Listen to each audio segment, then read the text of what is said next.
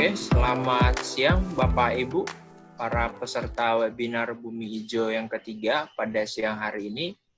Semoga semua dalam keadaan sehat. Karena waktu sudah menunjukkan jam 2 siang, jadi kita akan memulai acara webinar kita pada siang hari ini.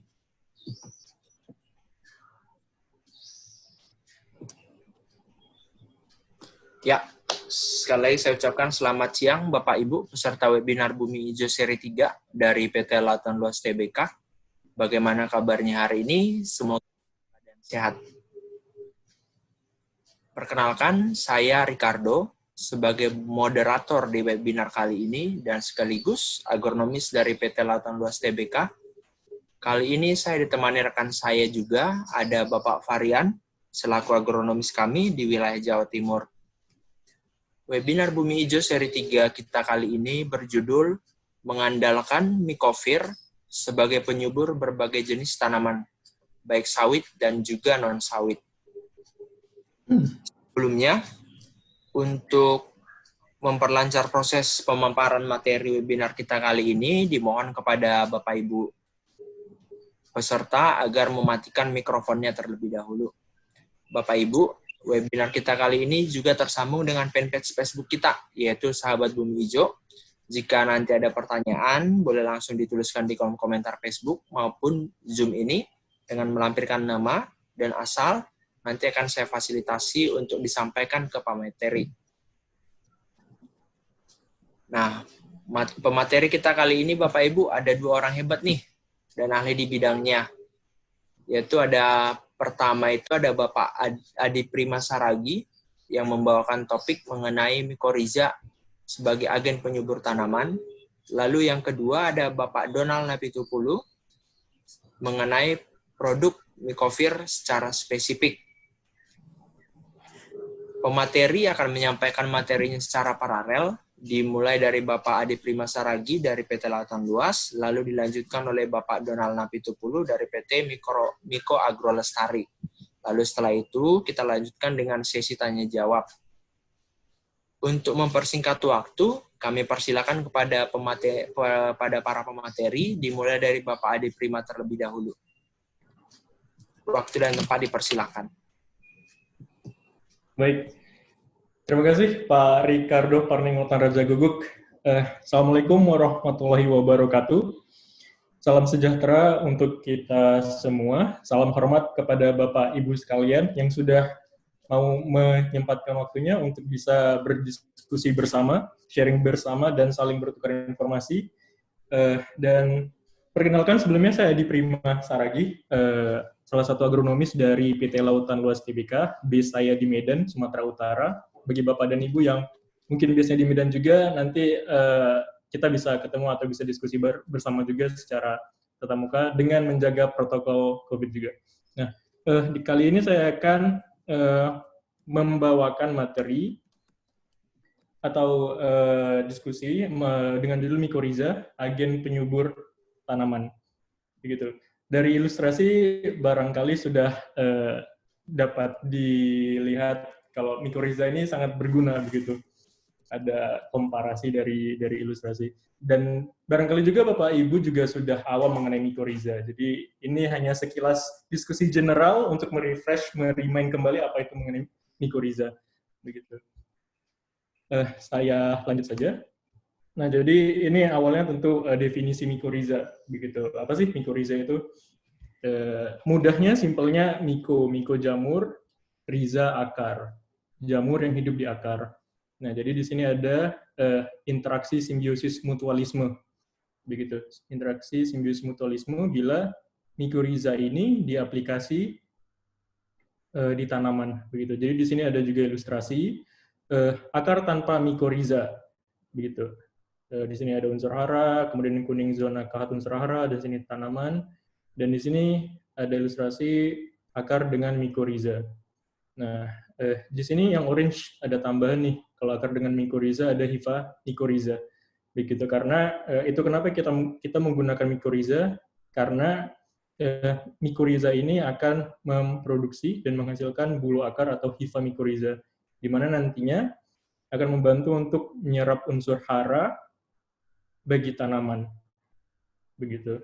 Dan simbiosis mutualisme ini kaitannya dengan tanaman akan memberikan makanan dalam bentuk karbon ke mikoriza, dan kemudian mikoriza ini akan terus berkembang, terus hidup di dalam tanaman, khususnya di dalam akar, dan nantinya juga dari situ kuantitas dari akar tanaman itu sendiri akan banyak, dan tentu penyerapan unsur hara akan semakin optimal dan maksimal. Begitu. Nah, ini manfaat mikoriza. Kenapa harus menggunakan mikoriza? Jadi, yang pertama memang memperbaiki struktur tanah. Memperbaiki struktur tanah. Ini kalau kita lihat secara general, ini kaitannya dengan ekosistem. Ekosistem baik dari siklus haranya, kemudian dari ekosistem di tanah yang ada tanamannya, begitu.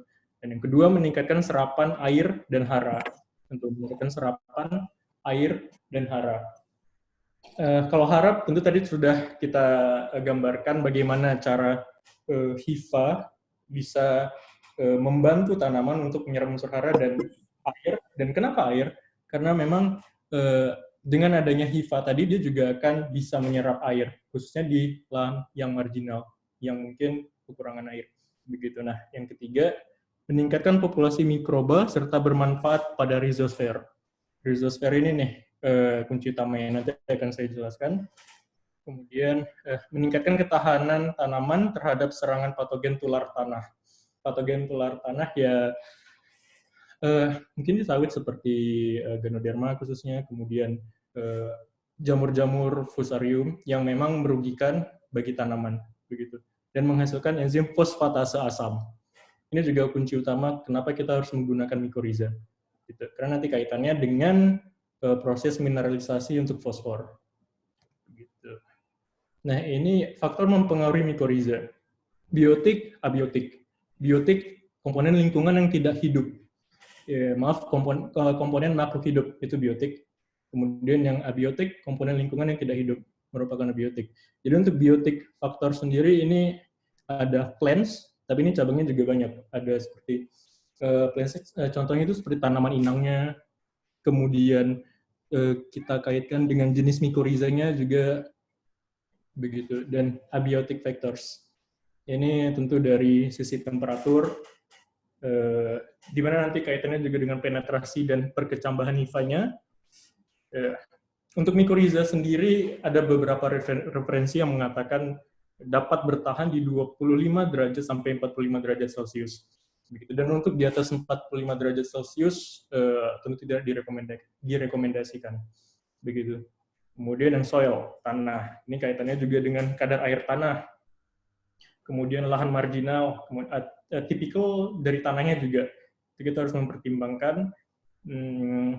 Dan lebih baik memang digunakan di lahan yang tidak terlalu subur, seperti mungkin di entisol dan oxisol. Begitu, yang memang kaitan kelembapannya juga kurang, kemudian yang pH-nya mudah berubah, begitu, dan tentu bahan organik yang sedikit. Gitu.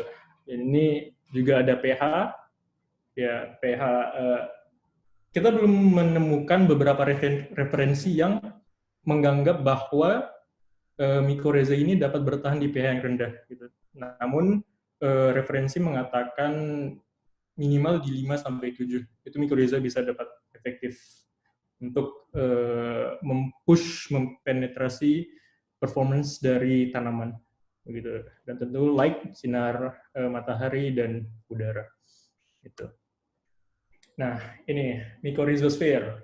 Jadi FMA, fungi mycorrhiza arbuscular, ini meningkatkan populasi mikroba antagonis di daerah mycorrhizosphere, di mana mycorrhizosphere merupakan lingkungan yang kondusif bagi mikroba antagonis. Begitu. Nah, mikroba antagonis ini itu contohnya itu seperti Trichoderma, kemudian Gliocladium, Streptomyces, Bacillus actinomycetes, begitu, yang bisa mengendalikan jamur yang merugikan untuk tanaman, begitu. Jadi FMI meningkatkan populasi mikroba antagonis. Nah, ini ada ilustrasi dari rhizosfer dan hiposfer. Nah, jadi rhizosfer dan hiposfer ini adalah bagian dari mycorrhizosfer. Nah, tugas utama mycorrhiza itu bekerja di mycorrhizosfer. Di mycorrhizosfer, di mana juga nanti di dalam mycorrhizosfer ini ada rhizosfer dan hiposfer, begitu. Nah, jadi dari situ Tua pernah kuliah juga Pak mungkin. Ya. Jadi dari sini mycorrhiza ini mengubah komposisi eksudat akar. Nah, jadi mengubah komposisi eksudat akar. Apa sih eksudat akar itu? Nah, jadi eksudat akar ini itu bisa dalam bentuk asam organik. Itu seperti sitrat, malat, fumarat, oksalat, dan asetat. Gitu. Tapi fokus kita hanya di oksalat. Gitu. Karena oksalat ini yang dapat membantu membebaskan fosfor. Begitu. Jadi bekerja banyak di rhizosfer. Begitu. Dari oksalat tadi yang membebaskan fosfor, di situ nanti di sini di rhizosfer ini juga ada enzim fosfatasenya, begitu. Nah, enzim fosfatase inilah yang nanti bekerja untuk sebagai mineralisasi fosfor, gitu. Ada proses mineralisasi fosfor di mana nanti mengkatalis pelepasan fosfornya dari kompleks organik menjadi kompleks anorganik. Kompleks anorganik inilah yang diserap ke tanaman, begitu. Dan nanti di rhizosfer ini juga ada beberapa beberapa hal penting lainnya. Di sini juga banyak karbon, kemudian ada rhizosfer microorganisms juga di sini, kemudian ada interaksi dari microorganisms pada akarnya, begitu. Dan dari situ nanti di sini si hiposfer ini yang banyak memiliki hifa. Itu dari sini ada namanya absorptif hifa gitu. Jadi memang hifa-hifa di sinilah yang nanti aktif untuk ikut menyerap unsur hara yang ada. Begitu. Dari hiposfer ini juga ada yang short distance explorer, ada yang medium distance explorer, dan ada yang long distance explorer. Gitu. Jadi ada beragam hifa yang banyak di hiposfer ini. Dan nanti dari situ satu kesatuan ini akan bekerja sama untuk mencari, mempenetrasi untuk mendapatkan tanaman yang terbaik. Begitu. Nah, kemudian di sini ada tipe mycorrhiza. Tipe mycorrhiza ya, endomycorrhiza, kemudian ectomycorrhiza. Dari namanya juga kita sudah tahu kan ya. Endo berarti di dalam, ecto dia di luar. Jadi kalau endomycorrhiza, hifa penetrate root cells. Gitu. Hifanya ini akan masuk ke dalam sel akar, dan ectomycorrhiza dia hifanya tidak penetrate ke sel akar gitu. Kunci utamanya kalau berbicara mengenai tipe mycorrhiza ini hanya di metode kolonisasinya saja. Jadi kalau yang ectomycorrhiza kolonisasi ekstraseluler begitu. Jadi hifa nantinya akan membentuk selubung di luar akar tanaman. Selubung luar akar tanaman, dan dari situ nanti ada sel tanaman untuk tukar nutrisi. Begitu. Dan dari situ juga nanti ectomycorrhiza ini akan menghasilkan namanya jaring Hartig. Jaring Hartig yang nanti berada di dalam korteks akar. Begitu. Beda kaitannya dengan endomycorrhiza. Endomycorrhiza ini dia hifa jamur masuk ke dalam sel untuk bertukar nutrisi, dan kemudian dari situ kelebihannya ada menghasilkan hifa bercabang lagi di dalamnya yang kita sebut arbuscule. Gitu. Jadi dari sini endomycorrhiza inilah nanti ada mycorrhiza arbuscular. Begitu, yang memang banyak ditemukan di lapangan begitu. Mungkin di sini ada far more common type. Begitu. Nah, berbicara mengenai fungi mycorrhiza arbuscular di sini. Jadi ini ada tipe-tipenya nih banyak. Ada glomus, argiospora, rhidicara, pachyspora, acalospora, rhizophagus, clarodeglomus, rhizocetra, paraglomus, diversispora, sclerosistis, scutelospora, ambispora, funalifornis, gigaspora, dan enterophosphora. Begitu. Dari beberapa referensi kembali, itu yang paling sering ditemukan khususnya di Indonesia ini si glomus nih, glomus, kemudian enterophosphora, gigaspora, dan acalospora. begitu. Setelah saya gali-gali lagi dari referensi-referensi penelitian, itu ternyata memang glomus dan enterofospora ini, kalau tadi kita bandingkan keempat tadi, dan ternyata glomus dan enterofospora inilah yang paling bisa beradaptasi dengan lingkungan tropis gitu. Kalau kita berbicara mengenai Indonesia gitu. Tapi di luar itu juga, kalau di luar negeri misalnya itu juga ada beberapa yang mengatakan glomus dan enterofospora. Tapi kalau kita tarik nih ke wilayah kita, ini makanya ada glomus dan enterofospora yang bisa beradaptasi dan kaitannya dengan bisa apa ya bilangnya bersaing dengan indigenous mycorrhizal begitu. Jadi kalau kita berbicara mengenai ada atau tidaknya mycorrhiza di lahan atau di lapangan, itu dia ada namanya indigenous mycorrhiza. Jadi memang mycorrhiza yang tidak kita aplikasi atau kita berikan secara manual lah begitu kan. Jadi memang murni ada dari proses di lahan yang secara automatically ada mycorrhizanya begitu. Nah, dengan adanya glomus dan enterofospora ini, mereka inilah yang dapat bersaing nanti untuk bisa lebih dominan lagi dan bisa ya, dominan dan saling keterikatan dengan si indigenous tadi begitu. Nah, ini struktur FMA, fungi mycorrhiza arbuscular. Ada sumber inokulumnya, ini ada spora, hifa, vesicle, arbuscule, auxiliary cell. Nah, jadi ada ilustrasinya. Dari sini memang ini semua penting. Tapi kalau misalnya kita berbicara mengenai mycorrhiza, memang dari awalnya itu adalah spora. Nanti spora ini berkecambah, kemudian ada proses yang nanti bisa memproduksi ke si hifa dan vesicle gitu. Tapi kalau peran penting lainnya itu berada di hifa ini sendiri. Seperti yang tadi kita sudah bahas, hifa karena dia yang memiliki peran yang untuk terus mencari, kemudian mempenetrasi untuk penyerapan air dan juga penyerapan air, penyerapan unsur hara dan juga penyerapan air, begitu. Nah, kaitannya juga dengan kenapa kita kalau misalnya nih aplikasi mycorrhiza, kemudian yang kita amati adalah pengamatan infeksi akarnya dan juga jumlah spora tentunya. Saya juga mencari beberapa referensi dan ternyata memang yang paling efektif itu memang ketika kita melihat pengamatan infeksi akar. Namun kalau melihat pengamatan infeksi akar, ada juga case di mana dia pengamatan infeksi akarnya itu tinggi, tapi tanamannya itu tidak optimal begitu. Nah, itu kaitannya dengan hifa yang hifa eksternal yang belum banyak dihasilkan oleh mycorrhiza itu sendiri gitu. Jadi memang baiknya memang ketika kita melakukan pengamatan infeksi akar itu memang butuh waktu di mana nanti presentasi infeksi akarnya tinggi, hifa eksternalnya juga banyak, dan dari situ nanti kita bisa lihat bahwa tanaman itu bisa tumbuh secara optimal. Iya, saya lanjut dulu. Dan nanti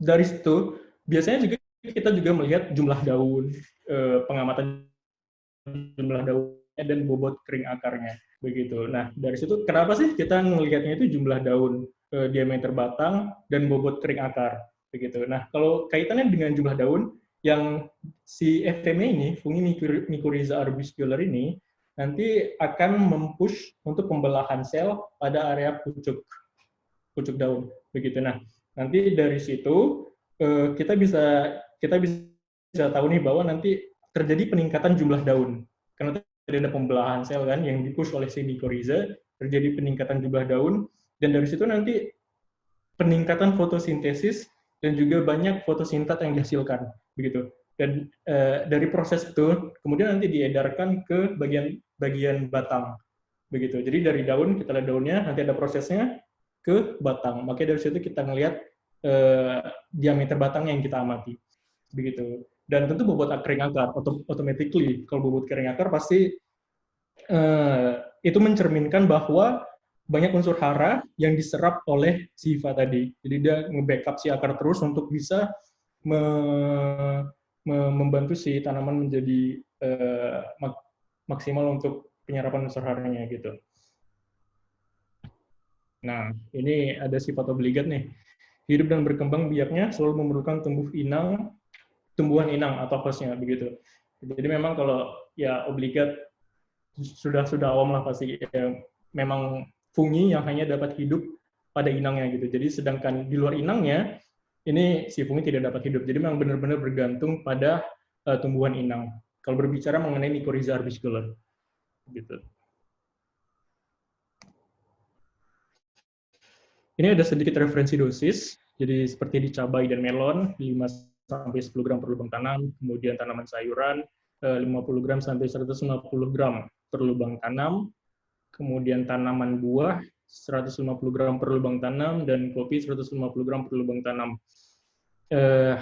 Ini dosis dari beberapa referensi yang memang dengan nanti kaitannya juga pasti akan ke kos pemakainya juga dan ke jumlah spornya juga akan kita pertimbangkan begitu. Nah, ini ada beberapa referensi dari pemakaian mycorrhiza di tanaman melon. Jadi kalau untuk tanaman melon ini kita beri aplikasi di dosis 5 gram gitu, dan memang khusus untuk mycorrhiza kita gunakan sebagai dasar gitu, dan tidak ada ulangan, jadi hanya sekali pemakaian saja hingga nanti masa panen begitu. Jadi sini kita aplikasi, kemudian pada saat bibit melon ini 2-3 helai kita aplikasi dan kita ikuti perkembangannya. 2 minggu setelah aplikasi terlihat yang tidak memakai mycorrhiza, yang memakai mycorrhiza 3 minggu setelah aplikasi, 6 minggu setelah aplikasi, dan 8 minggu setelah aplikasi. Begitu. Untuk sekedar informasi, ini kita di Natar, di Lampung Selatan, begitu. Dengan pH tanah yang 4,5 sampai 5. Gitu. Ini juga ada pada cabai. Ini kita gunakan di 10 gram. Persis selalu kita gunakan mycorrhiza ini pada di lubang tanam, begitu, karena untuk saya senang menyebutnya imunisasi untuk tumbuhan begitu. Jadi memang benar-benar di awal nih kita jaga si tanaman itu untuk bisa berkembang lebih baik. Nah, ini ada perbandingannya 15 hari setelah tanam no mycorrhiza, ini mycorrhiza, dan 45 hari setelah tanam ini no mycorrhiza, ini mycorrhiza. Dari visualnya ini agak sedikit pucat dan ini agak sedikit segar begitu. Ini untuk mycorrhiza pada sawit. Mycorrhiza pada sawit ini kita pernah trialkan. Ini ada yang kontrol, ini ada yang memakai mycorrhiza.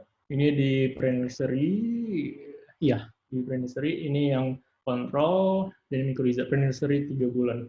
Jadi yang kontrol ini mycorrhiza. Dan kontrol memang tidak kelihatan kalau secara kasat mata begitu ya. Hifa atau bulu-bulu akarnya itu sedikit banget begitu. Kalau mycorrhiza rame bener gitu. Nah, ini yang pada saat pindah tanam transplanting sekitar umur 11 bulan sampai 12 bulan, ini yang mycovir, kemudian yang kontrol gitu. Ini ada yang juga perbandingan kontrol dengan mycovir gitu.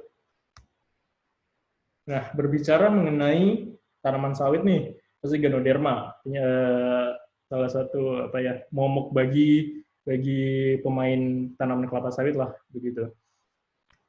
Dan berbicara mengenai Ganoderma, ini nanti kita akan berbahas bersama dengan Pak Donald, makanya cukup seru kalau membicarakan mengenai tanaman kelapa sawit dan khususnya nanti penerapan mycorrhiza pada tanaman begitu, karena tidak bukan kuratif tapi preventif gitu kalau Ganoderma. Karena kan memang kalau Ganoderma belum ada obatnya begitu. Jadi dengan mycorrhiza apa yang bisa kita lakukan begitu. Nah, jadi untuk resume saya kali ini, interaksi pada tanaman dan mycorrhiza yang terjadi adalah interaksi simbiosis mutualisme. Tidak ada efek negatif sama sekali, malahan banyak positifnya. Begitu kalau menggunakan mycorrhiza. Dan peran penting mycorrhiza ialah sebagai pelarut fosfat, meningkatkan serapan air dan hara, dan memperpanjang umur tanaman. Mycorrhiza dapat digunakan pada seluruh tanaman. Apakah Anda yakin tidak ingin mengandalkan mycorrhiza? Basic question. Baik, begitu. Salam bumi hijau. Barangkali itu saja yang dapat saya sharing. Barangkali nanti ada session question and ask. Saya kembalikan kepada Pak Ricardo Parninggotan Raja Guguk sebagai moderator. Assalamualaikum warahmatullahi wabarakatuh. Ya, waalaikumsalam. Terima kasih Pak. Menarik nih sharing dari yang disampaikan Pak Adi menjelaskan mengenai tentang mycorrhiza itu apa. Sekarang kita lanjutkan ke pemateri kedua, yaitu Pak Donald Napitupulu dari PT Miko Agrolestari yang membawakan topik mengenai produk Mycovir nih. Produk Mycovir secara spesifik.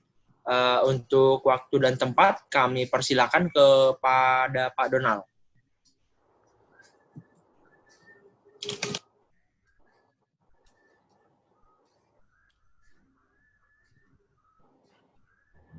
Oke, selamat sore bagi kita semua. Selamat sore, Pak.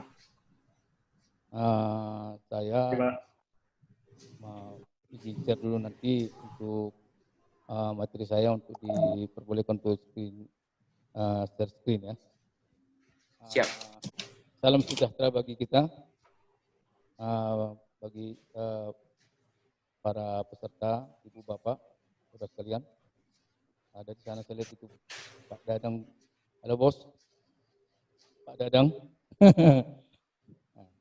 Saya lihat Pak Dadang masih dalam keadaan sehat, makin gemuk saya lihat. Karena sudah lama tidak ketemu dengan Pak Dadang nih.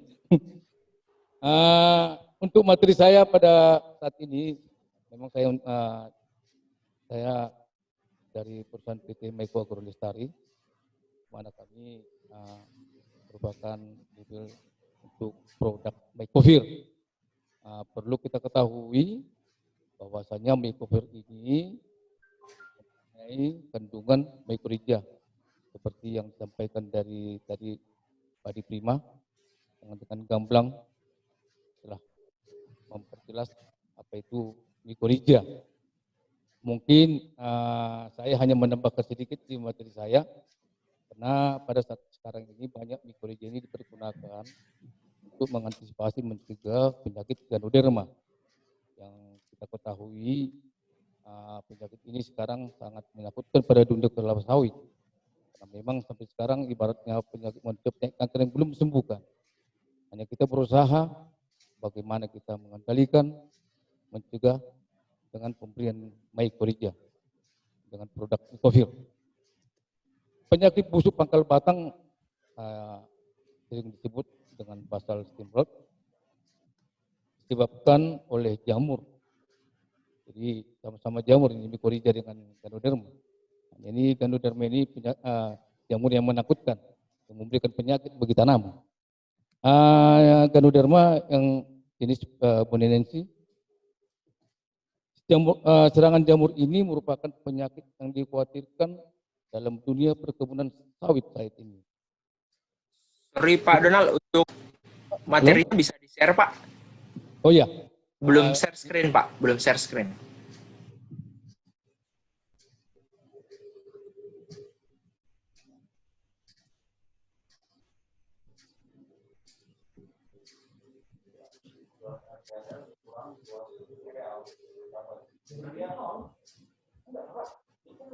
Nah, sudah Pak.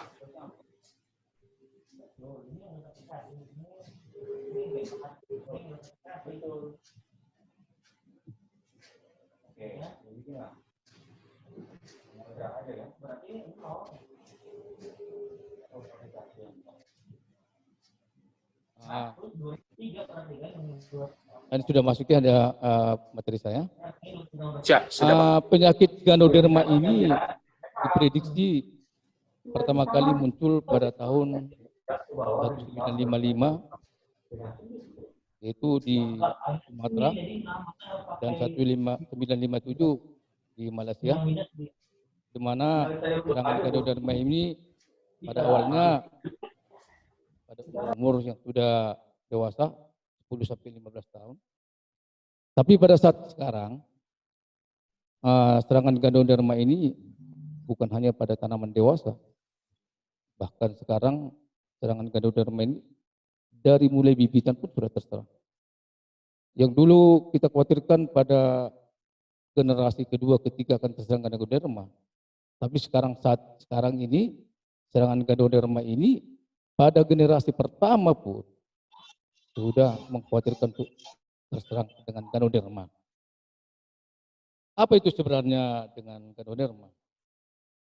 Ganoderma ini atau dengan jamur bisa bertahan bertahun-tahun di dalam tanah. Ganoderma bonensis termasuk organisme eukariotik yang digolongkan dalam kelompok jamur sejati yang memiliki tubuh buah. Dinding selnya terdiri dari kitin yang tidak berklorofil, termasuk jamur tular tanah yang bersifat saprofit dan parasit pada tumbuhan. Ganoderma mampu hidup di dalam tanah seperti yang saya katakan tadi, itu cukup lama sampai bertahun-tahun. Ini yang dikhawatirkan memang ketika sudah endemik dengan Ganoderma, dia akan muncul begitu kita tanam dengan tanaman sawit.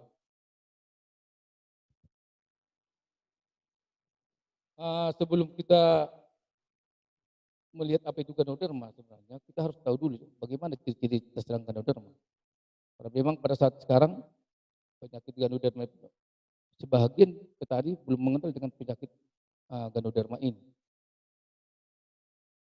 Ciri-ciri dari penyakit Ganoderma, pertama-tama kita lihat bila daun itu sudah mulai berwarna kuning, yang seharusnya daun kelapa sawit yang segar itu, yang bagus itu berwarna hijau mengkilat, tiba-tiba kita lihat tanaman sawit kita daunnya sudah mulai kuning, terjadi nekrosis, kemudian mulai kusam, pucat, dan kita lihat daun tombak juga tidak membuka, sampai 3-4 tidak membuka, itu merupakan tanda-tanda sebagai tanda-tanda daripada Ganoderma.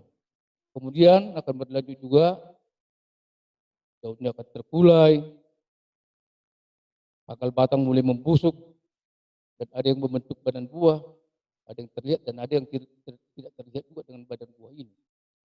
Kemudian jaringan akar itu akan rusak, sehingga memang sehara pun itu akan terganggu, karena memang sampai 50 bahkan 60% kerusakan akar karena memang dengan Ganoderma ini.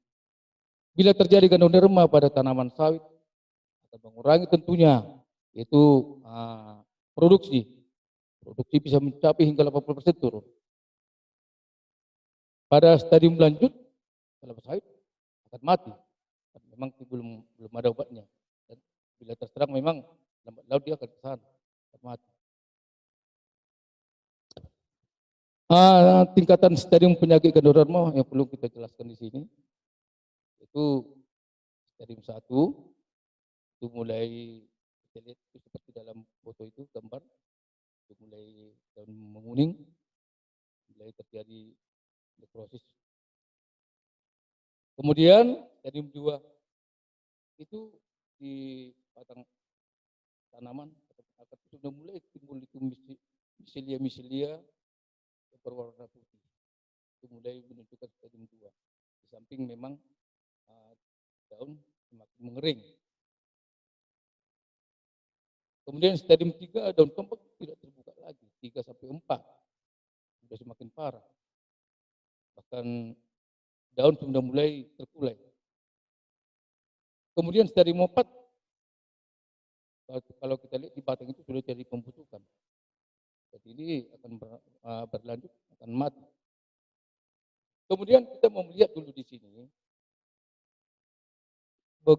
bagaimana Ganoderma ini menakutkan untuk terutama kita di wilayah Indonesia. Karena memang penyakit Ganoderma ini sebarannya di Indonesia ini sudah hampir merata. Di sini kita lihat dari mulai Aceh, Sumatera Utara, Riau, Sumbar, seluruh Sumatera sudah terserang. Begitu juga Kalimantan, Jawa, Sulawesi juga sudah terdeteksi terserang dengan Ganoderma. Kemudian cara penyebaran penyakit Ganoderma pada kelapa sawit ada beberapa cara. Pertama-tama melalui kontak akar ke akar. Jadi melalui kontak akar ke akar ini dalam arti begini. Bila tanaman sawit itu sudah terserang dengan Ganoderma, akar yang sakit ini bila tersentuh juga itu dengan akar yang sehat yang di dekat tanaman yang lain, dia akan pindah, dia akan menular. Jadi melalui akar yang sakit ke akar yang sehat. Jadi kalau memang di lapangan sudah kita temukan itu ada Ganoderma, ya yang sampingnya itu mau tidak mau memang harus kita cegah bagaimana untuk isolasi, pemberian mycorrhiza dan yang lain-lain. Karena untuk bagaimana kita untuk memutus mata rantai ini, untuk supaya jangan menyebar ke tanaman-tanaman yang lain. Kemudian melalui spora. Melalui spora ini boleh dikatakan bisa menular melalui hama, melalui angin, melalui ternak, dapat juga melalui manusia, dari pekerja-pekerja dari yang dia pergi ke tempat yang endemik Ganoderma, jalan ke tempat yang masih sehat, itu bisa menyebarkan. Jadi melalui spora-spora yang tertular. Kemudian yang ketiga, melalui inokulum sekunder. Ini paling banyak juga terjadi di lapangan, di mana begitu replanting, tanaman-tanaman yang sudah terserang dengan Ganoderma akan menjadi sumber inokulum untuk tanaman berikutnya. Begitu juga potongan-potongan atau ciping-ciping daripada kayu-kayu hutan bisa juga sebagai inokulum Ganoderma untuk tanaman sawit. Bagaimana kita cara untuk pencegahan dan pengendalian busuk pangkal batang ini? Pertama-tama bahwasanya harus kita ketahui bahwasanya Ganoderma ini muncul ketika memang ekosistem di dalam tanah itu sudah tidak seimbang. Banyak mikroba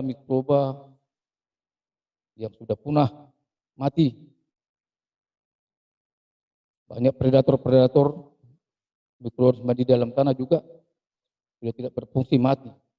Karena diakibatkan dengan selama ini dengan penyemprotan kimia, herbisida, dan yang lain-lain. Jadi untuk melakukan pencegahan dan pengendalian ini perlu yang kita perhatikan. Pertama-tama itu kita harus melakukan budidaya tanaman sawit secara baik. Begitu dengan pembukaan lahan, pembibitannya, penanaman, perawatan, ya ikuti SOP yang ada. Supaya tanaman kita itu bila dilakukan dengan secara SOP atau dengan baik, tentu tanaman itu akan lebih, boleh dikatakan lebih tahan terhadap penyakit, lebih subur dan lebih terjamin untuk pertumbuhannya. Kemudian yang kedua, mengurangi sumber Ganoderma dalam tanah. Yang ketiga, pergunakanlah bibit tanaman yang boleh kita katakan toleran terhadap Ganoderma, seperti MT-GAN. Kemudian kita harus memberikan satu aplikasi, yaitu aplikasi agen hayati. Boleh dengan mycorrhiza dan boleh dengan trichoderma. Pada kesempatan ini, seperti tadi yang dikatakan daripada Pak Adi Prima, tadi dia sudah menjelaskan bagaimana mycorrhiza itu. mungkin ada saya tambahkan sedikit. Kenapa mikorija itu diberikan dapat sebagai tingkat pencegahan dan pengendalian busuk pangkal batak atau Ganoderma ini. Mikorija ini seperti yang dijelaskan Pak Adi tadi, bahwasanya mikorija ini memang unik ini mikroba ini. Di samping dia untuk pertumbuhan tanaman, dia menghasilkan zat EPT, dia menghasilkan antibiotik.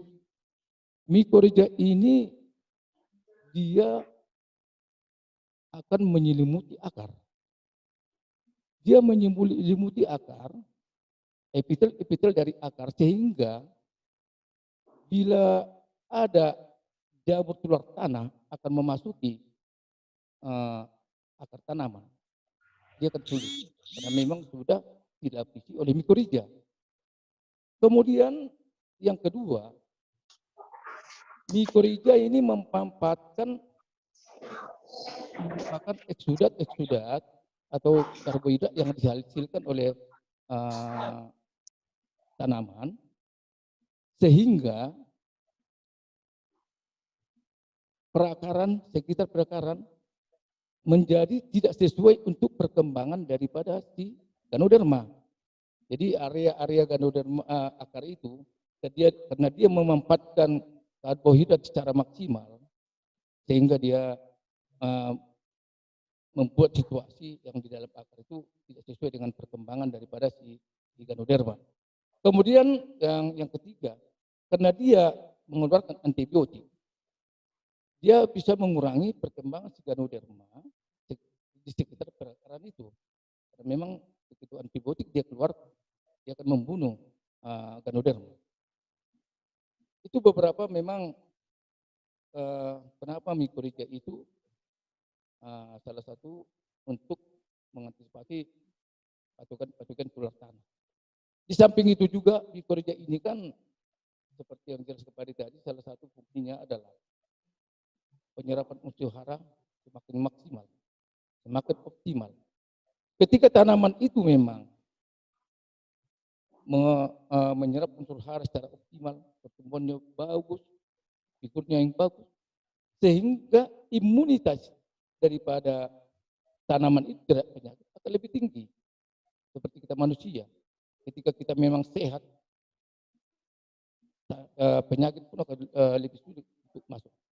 Tapi ketika kita lemah, kurang asupan, vitamin, dan yang lain-lain yang dibutuhkan oleh tubuh kita, di situ penyakit akan masuk. Begitu juga dengan tanaman ini. Mungkin untuk mikorija mungkin tadi sudah dijelaskan oleh Pak Adi, itu bisa saya teruskan. Saya sekarang menjelaskan bagaimana produk Micovir. Micovir ini mempunyai kandungan murni adalah mikorija.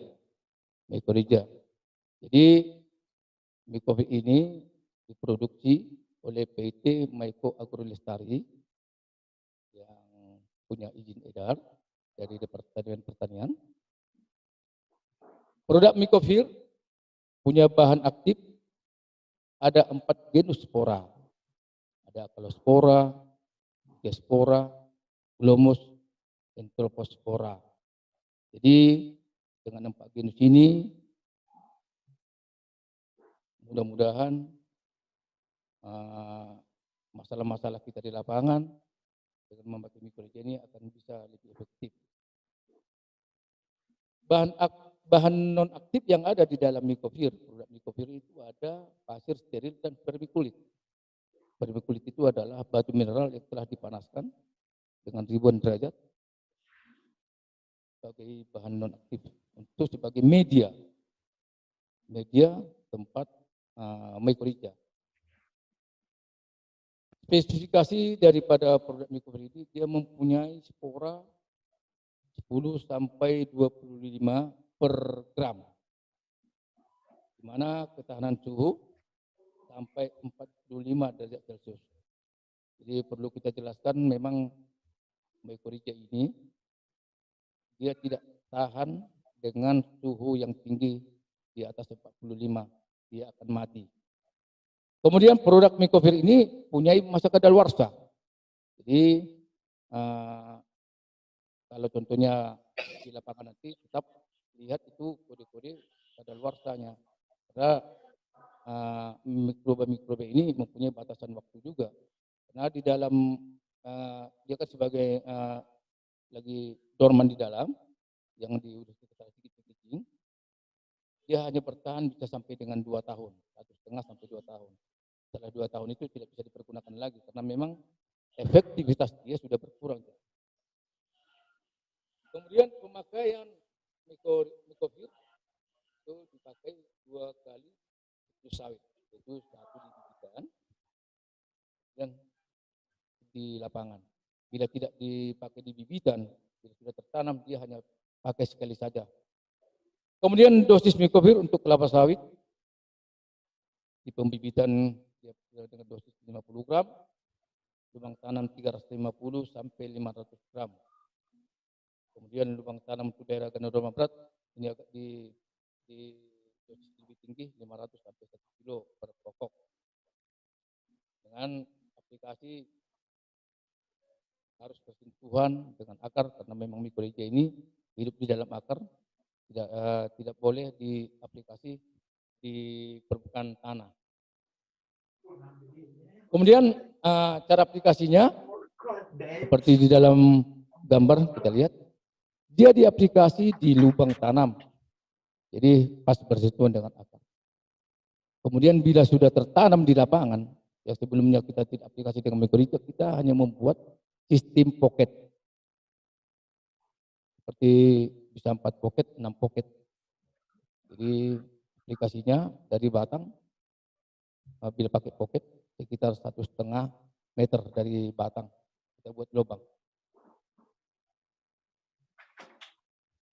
Ini aplikasi Micovir, ada yang kita coba di Pekanbaru ini di PT Adi Mulia dengan tingkat keparahan pada saat itu kita aplikasi dengan sudah stadium 3. Kita aplikasi Micovir ini dengan pemberian 1 kilo per batang. Dengan cara kita melakukan isolasi dari batang, kita buat lubang keliling sekitar 1,5 sampai 2 meter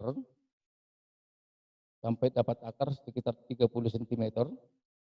Kemudian kita aplikasi 500 gram ke lubang yang keliling. Lalu antara batang sampai lubang isolasi kita cacah. Dalam arti kita memutuskan akar-akar yang sudah rusak tadi untuk digantikan akar yang baru. Kemudian kasih 500 gram lagi, kemudian ditutup, ditimbun. Dalam arti kenapa kita melakukan pencacahan dan isolasi ini? Ketika kita aplikasi dengan mikorrhiza ini memang, karena ganoderma ini bila sudah terserang ganoderma, bahkan 50 sampai 70% itu akar sudah rusak. Ini mau kita gantikan akar yang baru. Mikorrhiza mampu menciptakan akar-akar yang baru. Setelah kita timbun, kita lihat mulai 4 bulan, dia mulai akar-akar yang baru mulai tumbuh. Jadi yang kita aplikasi di Adi Mulia, yang setelah sekitar 1,5 tahun di aplikasi, dia sudah mulai menunjukkan, dia sudah mulai berbuah, dan tombak sudah mulai sudah tidak tertutup lagi, dan dia sudah mulai menghasilkan produksi. Dalam arti bukan kita istilahnya mau mengobati ganoderma, tidak, tapi dia masih mampu memberikan produksi, dia masih mampu mempertahankan hidupnya yang seharusnya mungkin sudah mati. Kemudian ini ada beberapa percobaan yang dilakukan oleh PT Astra, yaitu Ibu Eni. Beliau mengatakan bahwasanya mikorrhiza ini sebagai tindakan preventif. Bagaimana premorik dialek endemik ganoderma. Di sana ada tertulis bahwa infeksi mikorrhiza tanaman dapat disebabkan oleh beberapa faktor, antara lain suhu pH, kelembapan cahaya, dan yang lain-lain. Ini percobaan dari Astra Ibu Heni.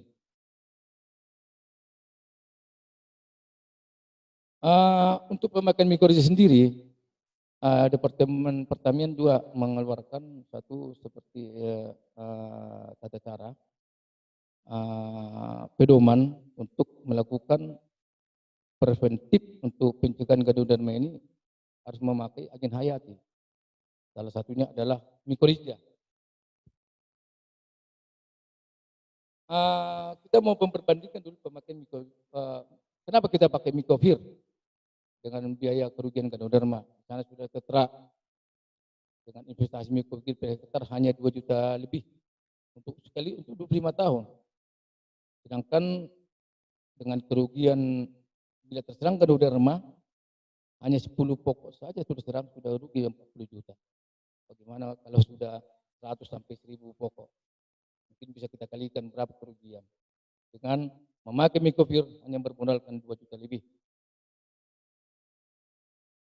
Kemudian saya dari PT Maiko Agrolestari, mungkin ini yang saya dapat paparkan sedikit. Mudah-mudahan dengan COVID-19 ini kita semakin sehat. Jangan lupa pakai masker dan jaga jarak. Terima kasih. Mantap sekali Pak Donald. Terima kasih Pak untuk materi yang bisa disampaikan. Mungkin sekarang Bapak Ibu kita masuk ke sesi tanya jawab. Untuk teknis tanya jawabnya kita bagi jadi 2 sesi Bapak Ibu, 3 penanya di sesi pertama dan 3 penanya di sesi kedua. Nah, jika waktu masih cukup nanti kita akan tambah lagi untuk pertanyaannya. Untuk sesi pertama ini Pak Donald dan Pak Adi, pertanyaannya kita ambil dari chat Zoom. Yang pertama ada dari Pak Haitomi asal Lampung. Saya mau bertanya mengenai aplikasi mikorrhiza terhadap tanaman kakao. Apakah aplikasinya cukup sekali untuk selamanya dan bagaimana teknis atau perawatan untuk mikorrhiza supaya bisa maksimal untuk pertumbuhan tanaman? Mungkin boleh jawab saja Pak Adi dan Pak Donald. Ya, barangkali kalau dari saya, tanaman kakao, memang kalau mikorrhiza ini digunakan memang pada saat dasarnya Pak, begitu. Jadi hanya sekali saja untuk aplikasinya begitu. Karena kalau mikorrhiza kan memang dia nantinya akan hidup di akar, berkembang biak di akar, dan nanti akan terus di akar begitu untuk mutualisme begitu. Bibit kakao kan biasanya di gitu kan, dan itu kita sudah bisa mikorrhiza saja begitu, dan untuk tes pemeliharaannya tetap seperti biasa gitu, dan tidak masalah kalau misalnya nanti ada penambahan pupuk kimia dan sebagainya untuk perawatan di tanaman kakao tersebut begitu. Itu dari saya Pak Ricardo. Dari Pak Donald, untuk pemanfaatan mikorrhiza Pak Donald untuk tanaman kakao.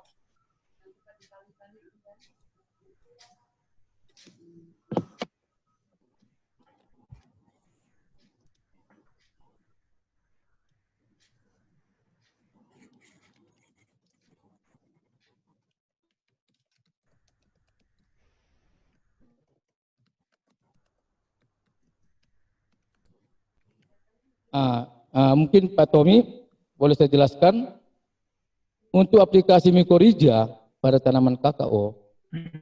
Bila tanaman Bapak itu sudah di lapangan, sudah tertanam, Bapak pakai pocket. Buat pocket sekitar 4 sampai 6 supaya lebih efektif.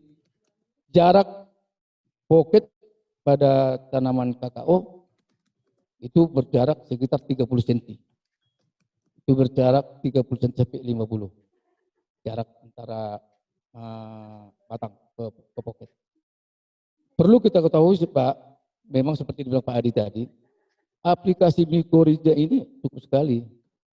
Tapi kalau pakai Bapak dari mulai bibit dipakai dengan mikorrhiza, Bapak 2 kali, yaitu di bibitan sekali, kemudian dipindah ke lapangan. Itu Pak Tommy, terima kasih.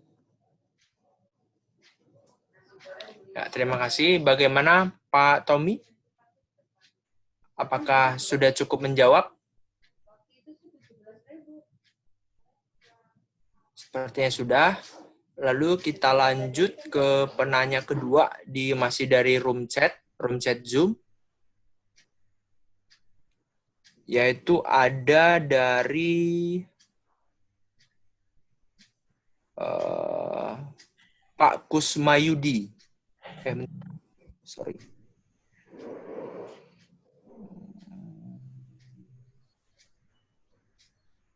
Ya, dari Pak Kusmayudi mau bertanya, apakah ada data ilmiah yang menyatakan micoriza secara in vitro dapat menghambat berbagai macam patogen tanaman, terutama pada Ganoderma dan berbagai patogen yang menyerang tanaman horti lainnya?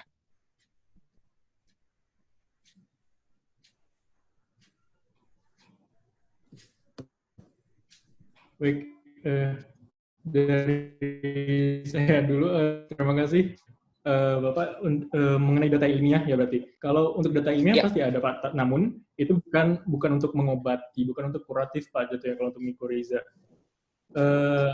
Tadi di resume saya di statementnya adalah memperpanjang tanaman begitu. Jadi memang untuk poin utamanya melepas unsur hara. Ya, seperti tadi ada fosfatase begitu untuk mempenetrasi ke penyerapan air dan penyerapan dan kalau untuk memang bukan untuk kuratif begitu, tapi untuk memperpanjang umur tanaman. Begitu Pak kalau dari saya. Dari Pak Donald, ada tambahan Pak? Mungkin saya tambahkan dengan Pak Yudi, memang data-data ilmiah ini memang sudah berbagai macam peneliti juga meneliti dengan micoriza ini. Ada juga salah satunya dengan ibu-ibu ini yang dia juga ada meneliti dengan di bibitan, sama seperti dengan Pak Adi juga. Memang untuk menekan Ganoderma ini ke dalam arti ini untuk mengobati tidak, dia memang hanya untuk menekan pertumbuhan supaya Ganoderma ini boleh dikatakan jangan masuk ke area akar yang tanaman inang daripada si micoriza, itu tanaman kelapa sawit.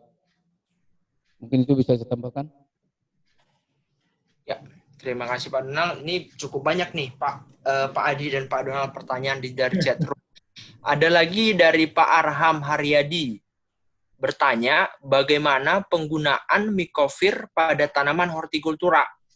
Apakah efektif mengurangi penyakit layu fusarium seperti pada kentang, tomat, ataupun cabai? Kembali lagi Pak, berarti mindset saya ini merubah mindsetnya sejenak dulu nih. Maksudnya kalau kita berbicara mengenai micoriza, bukan obat untuk mengobati begitu, tapi bagaimana caranya kita preventif menjaga tanaman untuk tetap hidup dan tetap bisa menghasilkan begitu. Karena memang poin utamanya kan lebih baik menjaga daripada mengobati begitu kan. Dan memang kalau untuk micoriza sendiri ini juga tidak bisa menghasilkan unsur hara dalam bentuk kimia begitu. Namun dia bisa membantu untuk menyerap unsur hara kimia gitu. Nah, dan kalau kembali lagi tidak bisa menjadi kuratif begitu. Dan ada pertimbangan khusus barangkali dari segi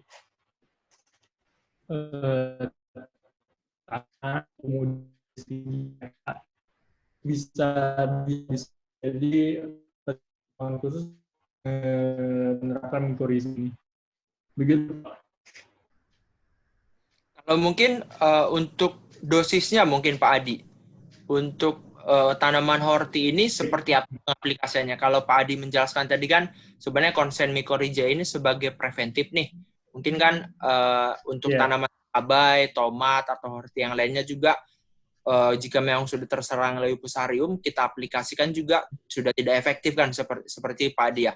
Jadi sebaiknya dosisnya berapa dan kapan nih waktunya yang tepat nih Pak Adi untuk pengaplikasian mikorrhiza atau mikofir ini di tanaman horti? Baik, kalau mikorrhiza memang kita gunakan sebagai dasar gitu dengan dosis yang berkisar di 5 sampai 15 gram. Itu bisa gunakan begitu. Karena memang kalau berbicara mengenai horti kan kita kan tanaman semusim gitu kan yang bisa per semusim itu berbeda kalau dengan tanaman perkebunan yang mungkin akan jauh lebih banyak untuk dosisnya gitu, bisa di 250 sampai 300 gram begitu. Itu Pak kalau untuk dosis. Ya. Dari Pak Donald ada tambahan, Pak? Mungkin bisa kita tambahkan. Memang mikorrhiza ini adalah jamur. Dia memang termasuk dia efektif untuk memang mencegah tular tanah. Termasuk dengan jamur-jamur Ganoderma, Fusarium, kemudian Pythium, Nematoda. Memang di dalam karya-karya ilmiah, ilmiah juga disebutkan di sana bahwasanya memang jamur tular tanah ini salah satu pencegahan itu dengan memakai mikorrhiza. Tetapi dia tidak mengobati. Jadi kalau sudah terjadi dengan Fusarium itu tidak efektif lagi untuk diberikan mikorrhiza. Jadi sebelum dia terserang dengan jamur Fusarium atau yang lain, itu kita aplikasi supaya dia seperti yang saya sebut tadi, bila mikorrhiza sudah berada di dalam akar, dia akan menciptakan suasana sekitar perakaran itu menjadi situasi yang tidak disukai oleh jamur-jamur yang negatif, yang untuk penyakit. Kira-kira begitu, Pak Moderator. Ya, terima kasih Pak Donald. Mungkin begitu Pak Arham Haryadi. Ini ada lagi yang bertanya dari Pak Bartolomeus. Apakah mikofir atau mikorrhiza itu dapat diaplikasikan bersamaan dengan trichoderma? Karena seperti yang kita ketahui sama-sama jamur nih, Pak Adi dan Pak Donald. Monggo dijawab.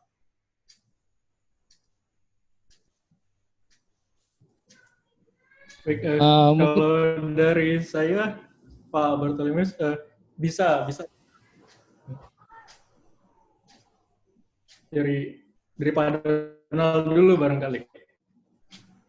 Halo? Ya. Ya, kalau dari saya pemberian trichoderma dengan mikorrhiza itu kita harapkan jangan trichoderma dengan mikorrhiza itu dicampur. Karena kita ketahui bahwasanya trichoderma ini adalah termasuk dia boleh dikatakan bisa seperti predator, mematikan mikroorganisme yang lain dia. Jadi untuk aplikasi mikorrhiza dengan trichoderma boleh diberikan jangan bersamaan. Ketika dia bersamaan bisa jadi sebagai predator untuk mikorrhiza. Karena memang perlu kita ketahui juga trichoderma ini kan itu tidak bersimbiosis dengan tanaman inang. Tetapi trichoderma ini tergantung hidupnya adalah dengan adanya organik di sekitar tempat dia tumbuh, tempat dia tinggal. Kalau tidak ada organik di sana dia akan mati. Berbeda dengan mikorrhiza. Mikorrhiza tidak tergantung dengan bahan organik yang ada di sekitar tanaman, tapi dia tergantung dari tanaman. Makanya dikatakan bersimbiosis. Karena dia memang memanfaatkan karbohidrat, eksudat yang dihasilkan oleh akar tanaman. Mungkin bisa itu saya tambahkan. Terima kasih. Mungkin sebelum kita pindah pertanyaan yang ada di Facebook, satu penanya lagi. Nih, Pak Donald dan Pak Adi dari Pak Waldemar Satria Siregar. Izin bertanya, bagaimana cara mempertahankan atau meningkatkan populasi mikorrhiza di dalam tanah? Apakah penggunaan pupuk kimia di dalam tanah dapat mengurangi populasi mikorrhiza?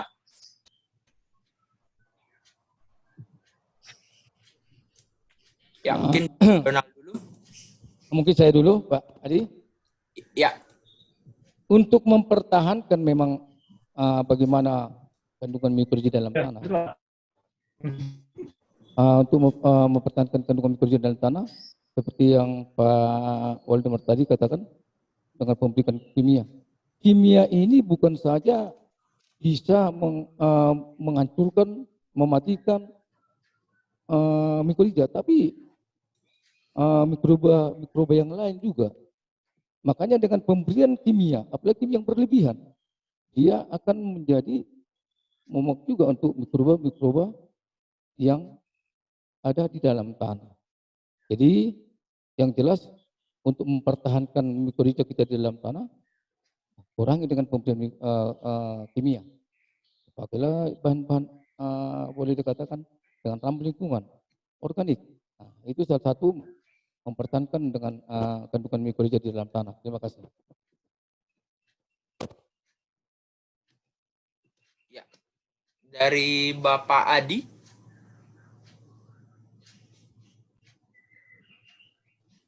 Dari Pak Adi Prima, apakah ada tambahan? Mohon. Ya, tadi saya ini agak sinyal, diulangi lagi Pak pertanyaan. Untuk pertanyaannya, bagaimana cara mempertahankan atau meningkatkan populasi mikorrhiza di dalam tanah?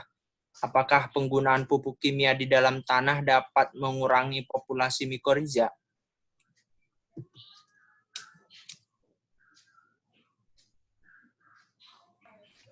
Mungkin Wah, Pak Adi sinyal, Prima. Bang. Oh iya. Mungkin begitu. Oh ya, ini sudah muncul lagi. Wah, hilang kembali.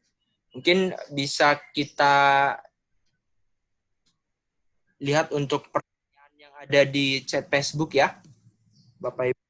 Ini ada pertanyaan dari Pak Varian. Pertanyaannya begini.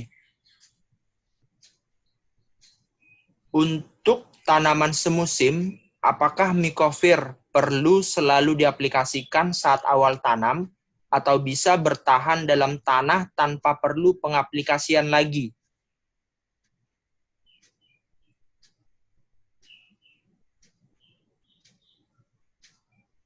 Bagaimana Pak Donald? Pertanyaannya, untuk tanaman semusim, apakah mikofir perlu selalu diaplikasikan pada saat awal tanam atau bisa bertahan dalam tanah tanpa perlu pengaplikasian lagi? Mungkin lebih ke arahnya pertanyaan begini Pak Donald. Misalnya untuk tanaman cabai, kita sewaktu persemaian setelah pindah tanam ke lahan itu diaplikasikan mikorrhizanya. Setelah itu setelah habis masa panennya, apakah sewaktu tanam kembali harus diaplikasikan lagi atau seperti apa? Maaf, tadi terputus. Iya. Jadi pertanyaannya, untuk tanaman semusim, apakah mikofir perlu selalu diaplikasikan pada saat awal tanam atau bisa bertahan dalam tanah tanpa perlu pengaplikasian lagi? Untuk Pak Varian. apa tadi? Pak Aryan. Pak Varian. Jadi untuk aplikasi mikofir tetap kita berikan tahap awal mikofir, walaupun tentunya tanaman palawija itu Bapak setelah panen kemudian harus diaplikasi dengan mikofir. Kenapa? Begitu tanaman itu sudah dicabut atau sudah panen, sudah mati, mikofir itu yang di dalam akar tadi dia akan mati.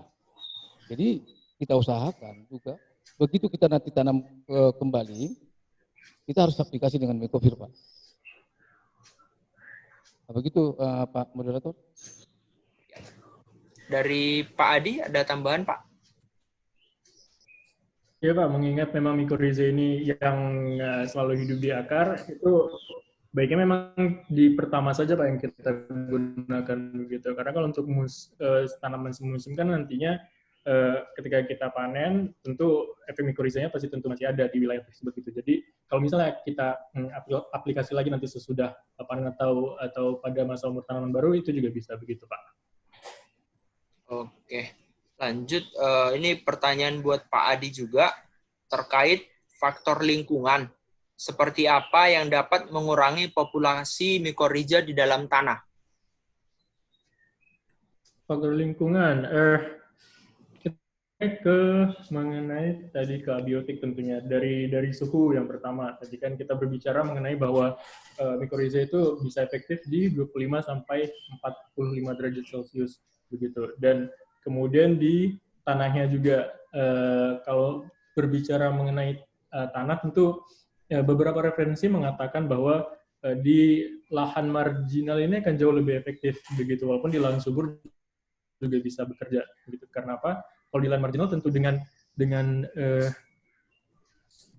keterbatasan performa dari si tanah, baik dari bahan organik, kemudian dari jumlah air yang mungkin atau kelembapannya yang sedikit, itu bisa dipush oleh mikoriza begitu. Dan tentu dari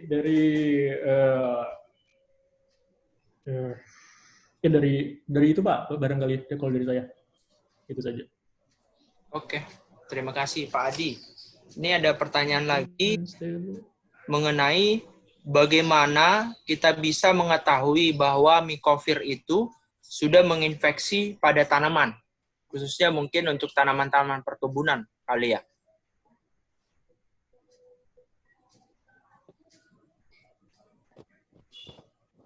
Mungkin bisa saya jawab. Untuk mengetahui infeksi mikoriza pada tanaman, salah satunya kita lihat itu adalah di mikroskop, Pak. Jadi memang kita harus ambil sampel akar untuk dilihat di laboratorium. Karena untuk melihat dengan kasat mata itu tidak bisa, Pak. Hanya untuk melihat visual. Bila kita bandingkan dengan memakai mikoriza tanpa mikoriza, nanti itu akan pertumbuhannya akan lebih bagus, akan lebih baik, lebih vigor. Bahkan kita lihat secara visual, masa akarnya pun akan lebih banyak, akan lebih panjang. Itu untuk secara visual. Tapi untuk melihat infeksi sudah ada di akar apa belum, dia sudah menginfeksi apa belum, itu hanya dengan mikroskop, Pak. Terima kasih. Terima kasih Pak Donald dan Pak Adi. Buat Bapak Ibu sekalian, apakah jika memang masih ada pertanyaan, mungkin 1-2 penanya lagi sebelum sesi ini kita akhiri?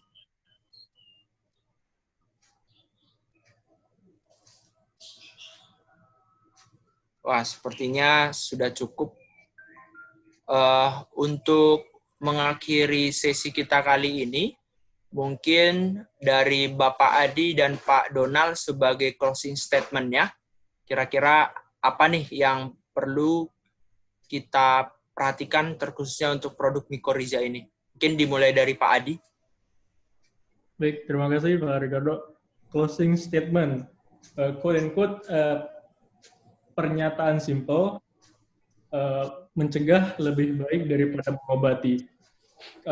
Karena kalau untuk mikoriza ini, tentu nanti ke depannya itu untuk mempertahankan umur tanaman mempertahankan umur efektif dari satu tanaman begitu, baik dari sisi produksinya, dari perkembangan vegetatifnya, dan kemudian nanti juga bisa kita gunakan berfungsi untuk kita yang mengapa kita harus menanam tanaman ini begitu. Nah, ya karena nanti kaitannya juga pada segi cost tentunya, karena ada tambahan dari segi cost untuk additional usaha kita itu bisa mendapatkan tanaman yang optimal. Dan tentu mikoriza ini menjadi solusi untuk keraguan kita, kenapa sih tanaman kita misalnya mungkin bolak-balik terserang atau tidak mendapatkan produksi yang maksimal gitu, dan mikoriza ini menjadi salah satu jawabannya. Begitu Pak Ricardo. Ya, terima kasih Pak Adi. Dari Pak Donald? closing statement sedikit Pak terkait produk Micovir ini.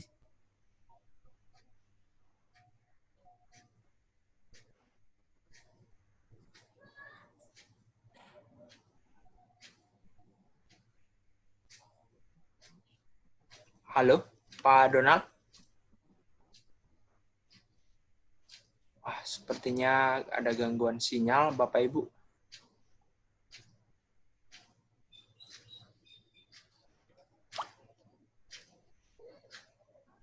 Halo, Pak Donald?